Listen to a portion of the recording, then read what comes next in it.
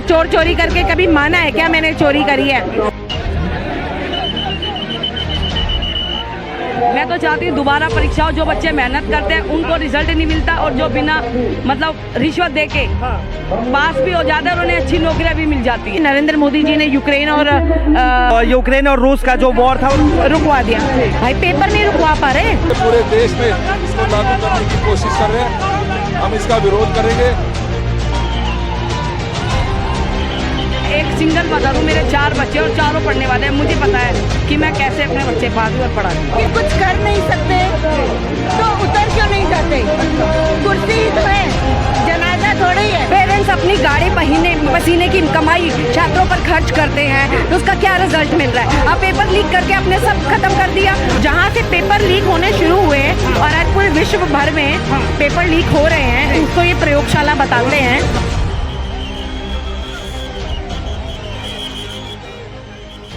नमस्कार, आप देख रहे हैं न्यूज हंगर और मैं हूं आपके साथ विनायक कुमार।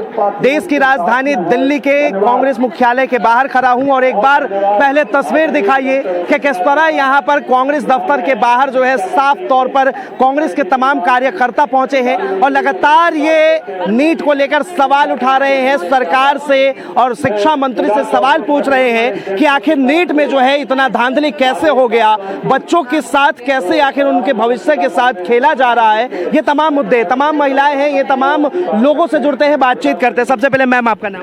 मैं नताशा शर्मा हूँ। अच्छा नताशा जी, क्या कहेंगे, ये लगातार आप लोग प्रोटेस्ट कर रही हैं स्टूडेंट के समर्थन में, क्या फायदा मिल रहा है? क्या फायदा? युवाओं को न्याय दिलाने की गुहार लगा रहे हैं माननीय प्रधानमंत्री जी से कि युवाओं का भविष्य जो है वो खतरे में है, और इतने सारे माँ बाप जो अपनी एक एक पाई जोड़कर बच्चों के भविष्य पे लगाते हैं, उनका भविष्य अंधकार में है। और नरेंद्र मोदी से यही रिक्वेस्ट और गुहार लगाई जा रही है कि जिसने भी ये भ्रष्टाचार किया है उसको कड़ी से कड़ी सजा दी जाए, उसके ऊपर जो है कार्रवाई की जाए, और ऐसे संस्थानों को जो है ना वो किसी ईमानदार आदमी को दिया जाए ताकि ऐसी जो समस्या है वो दोबारा से ना आए। क्या अभी आपको लगा है कि भारत सरकार जो है, जो प्रधानमंत्री है, उन्होंने अभी तक मानी है इस बात को कि एनटीए में ये घोटाले की सरकार है? चोर चोरी करके कभी माना है क्या मैंने चोरी करी है? अब आप ये बताइए कि एक वक्त था जो पेपर लीक का जो एपिसेंटर है उसको वो मध्य प्रदेश हुआ करता था, जहां 40 से 50 युवाओं की लोगों की मृत्यु भी हुई। अब ये लोग कहते हैं कि गुजरात और मध्य प्रदेश जो है वो हमारी प्रयोगशाला थी, जहां से पेपर लीक होने शुरू हुए और आज पूरे विश्व भर में पेपर लीक हो रहे हैं, उसको ये प्रयोगशाला बताते हैं। तो मुझे लगता है कि भाजपा के हाथों से ऐसे संस्थानों को लेकर एक ईमानदार व्यक्ति के हाथ में देना चाहिए, ताकि ऐसी भ्रष्टाचारी जो भ्रष्टाचार जो चल रहा है ना वो खत्म हो। जब तक ऐसे संस्थान इनके हाथ में रहेंगे, आज भी पेपर लीक हो रहा है, कल भी होगा, होता रहेगा। मैम ये एक पेपर की बात नहीं है, चाहे वो 10वीं की बात हो, 12वीं के बोर्ड की बात हो, यूपी पुलिस एग्जाम की बात हो, ये तमाम एग्जाम के पेपर जो है लीक। तो मैंने आपको कहा कि ऐसी संस्थानों को सरकार किसकी है? भाजपा की सरकार है ना, जिम्मेदारी किसकी है? भाजपा की है ना। विपक्ष अपना काम कर रहा है और यही गुहार लगा रहा है कि अगर इसी तरीके से चलता रहा, अगर ये संस्थान इनके हाथों से छीनकर किसी ईमानदार को नहीं दिए गए तो ये होता रहेगा। आपने सुना कुछ टाइम पहले मैंने भी सुना है कि लोग कहते हैं कि नरेंद्र मोदी जी ने यूक्रेन और रूस का जो वॉर था रुकवा दिया। भाई पेपर नहीं रुकवा पा रहे, लीक होते पेपर नहीं रुकवा पा रहे, या रुकवाना नहीं चाहते, अंतर है ना। या तो वो रुकवाना नहीं चाहते, वरना जो रूस का युद्ध रुकवा सकता है, क्या वो पेपर लीक नहीं रुकवा सकता? उनकी देखिए, पेपर लीक जहां भाजपा नेता वहां, भले वो कोई भी पेपर हो। देखिए ये सबसे बड़ा सवाल है कि अगर प्रधानमंत्री रूस और यूक्रेन का युद्ध रुकवा सकते हैं तो वो जो है भारत में पेपर लीक क्यों नहीं रुकवा सकते? क्या नाम है मैम? शिल्पी अरोड़ा। अच्छा, क्या कहेंगे शिल्पी जी, जिस तरह पेपर लीक के लगातार मामले आते हैं, क्या कहेंगे? देखिए ये सरकार गूंगी, बहरी और अंधी हो चुकी है। इनके आम जनता के सरोकारों से कोई लेना देना नहीं है। इस सरकार को तुरंत अपने शिक्षा मंत्री को बर्खास्त कर देना चाहिए आप जो हम हमेशा से कहते आ रहे हैं, कुछ उद्योगपतियों के हाथ में आपने पूरी सरकार सौंप दी है, ऐसे ही कुछ पैसे वाले छात्र जो कि पेपर खरीद रहे हैं, उनको आप करके क्या बनाना चाहते हैं? कैसे वो मेडिकल प्रोफेशनल बनेंगे? कैसे लोगों का इलाज करेंगे? इतनी हाई परसेंटेज लेके आ रहे हैं। हमारी मांग है तुरंत इस पे एक्शन होना चाहिए, लोगों को अरेस्ट होना चाहिए और इंश्योर करना चाहिए कि इस तरीके की लीकेज आगे फ्यूचर में ना हो। लेकिन शिक्षा मंत्री, स्वास्थ्य मंत्री पे भी सवाल उठ रहा है, शिक्षा मंत्री पे भी आप लोग सवाल उठा रहे हैं, क्या कह रहे हैं? इस्तीफा मिलना चाहिए उनको?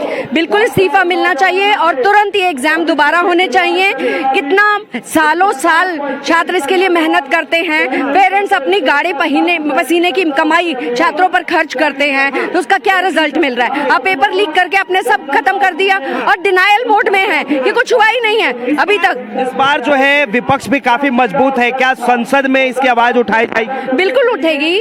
हम जो अपोजिशन है पूरी तरह से आम जनता की आवाज, गरीबों की, पिछड़ों की, छात्रों की, महिलाओं की, जितने भी वर्ग हैं उनकी आवाज उठाने के लिए हमेशा है और ज्यादा ताकत मिली है, उठाएंगे। क्या नाम है मैम? मेरा नाम मीना शर्मा है। अच्छा मीना जी, क्या कहेंगे? ये लगातार जो एग्जाम में पेपर के लीक होने के मामले आते हैं, उसको लेकर क्या कहेंगे? देखिए, पिछले 5 सालों में 43 भर्तियां रद्द हुई हैं, जिनसे करीब 1.25 करोड़ अभ्यर्थी इतने परेशान हुए हैं कि कुछ लोगों ने खुदकुशी भी कर ली है कि कुछ कर नहीं सकते तो उतर क्यों नहीं जाते? कुर्सी ही तो है, जनाजा थोड़ी है। अगर आप कुछ कर नहीं सकते हो तो कुर्सी छोड़ दीजिए। और बहुत सारे सक्षम लोग हैं जो प्रधानमंत्री पद का भार संभाल सकते हैं, लेकिन प्रधानमंत्री की चुप्पी है जो वो देश के युवाओं के भविष्य को अंधकार में लाकर खड़ा कर दिया है। और एक विद्यार्थी ही तैयारी नहीं करता है, उसका पूरा परिवार तैयारी करता है, उसके माता पिता, उसके भाई बहन सारे इसी उम्मीद में होते हैं कि हमारा बच्चा नीट की परीक्षा क्लियर कर लेगा तो अच्छे कॉलेज में उसको एडमिशन मिल जाएगा। परंतु लास्ट डे में पता चलता है कि परीक्षा रद्द हो गई है। सोचिए उस परीक्षार्थी के मनोविज्ञान पे क्या गुजरती होगी। लेकिन प्रधानमंत्री नरेंद्र मोदी तो खुद ही परीक्षा पे चर्चा करते हैं, युवाओं से बात करते हैं, स्टूडेंट से बात करते हैं, तो क्या लगता है ऐसे में कि वो खुद इस चीज को सह पाएंगे? देखिए, पढ़े लिखे और थोड़े कम पढ़े लिखे में यही फर्क होता है। जो पढ़ा लिखा प्रधानमंत्री है वो लगातार सत्ता में ना होने के बावजूद भी, जो व्यक्ति सत्ता में नहीं है वो भी परीक्षार्थियों के लिए आवाज उठाते हैं। कल हमारे नेता श्री राहुल गांधी जी मिले हैं परीक्षार्थियों से, और आज हमारे दिल्ली प्रदेश अध्यक्ष माननीय देवेंद्र यादव जी के नेतृत्व में आप देख सकते हैं कितना बड़ा हुजूम उमड़ गया है कि इस देश के भविष्य को अंधकार में ना लाया जाए, उसके लिए प्रधानमंत्री जी कुछ करें। इस 24 लाख बच्चों के भविष्य के लिए विपक्ष किस तरह खड़ा? 24 लाख बच्चों के लिए विपक्ष पुरजोर तरीके से आवाज उठा रहा है। और कल हमारे नेता श्री राहुल गांधी जी ने सारे परीक्षार्थियों से मिलकर उनको आश्वासन दिया है कि सरकार के ऊपर पूरा दबाव बनाएंगे कि इसके लिए सरकार कोई कदम उठाए, कोई नीति बनाए। ठीक है, ये यहाँ की तस्वीरें हैं और तस्वीर दिखाइए किस तरह जो है यहाँ सामने आपको दिल्ली प्रदेश कांग्रेस अध्यक्ष यहाँ पे आपको देवेंद्र यादव जी दिख जाएंगे, और साथ ही अगर हम आपको यहाँ पे तस्वीर दिखाएं तो दिखाइए किस तरह जो है चारों तरफ आपको कांग्रेस के तमाम कार्यकर्ता, तमाम यहाँ पे मंत्री, महामंत्री, वो तमाम लोग दिख जाएंगे। और जिस तरह नीट के एग्जाम में हुए धांधली को लेकर लगातार सवाल उठा रहे हैं, लगातार जो है सरकार से सवाल पूछा जा रहा है कि आखिर नीट के अंदर जो है कैसे धांधली हो गई। अब इन 24 लाख बच्चों का क्या होगा जिन्होंने एग्जाम दिया था, जिनके माता पिता दिन रात मेहनत की कमाई जो है अपनी बच्चों की पढ़ाई में लगा चुके थे, उन माता पिता का क्या होगा? क्या नाम है? सुनीता। सुनीता जी, क्या कहेंगे ये जो गड़बड़ी हुआ है? मैं तो चाहती हूँ दोबारा परीक्षा हो, जो बच्चे मेहनत करते हैं उनको रिजल्ट नहीं मिलता, और जो बिना मतलब रिश्वत देके पास भी हो जाता है और उन्हें अच्छी नौकरियां भी मिल जाती है। हम जैसे बच्चे, माएँ जो अपने बच्चों को कर्जा लेके पढ़ाती है ना, वो ना कर्जा उतरता, आखिर में वो बच्चा सुसाइड ही कर लेता क्योंकि उसे नौकरी नहीं मिलती। क्या कहेंगे, कितना मेहनत लगता है कि बच्चे को आप पढ़ाए, बच्चे को तैयार करें और बच्चा एग्जाम देने जाए, पेपर लीक?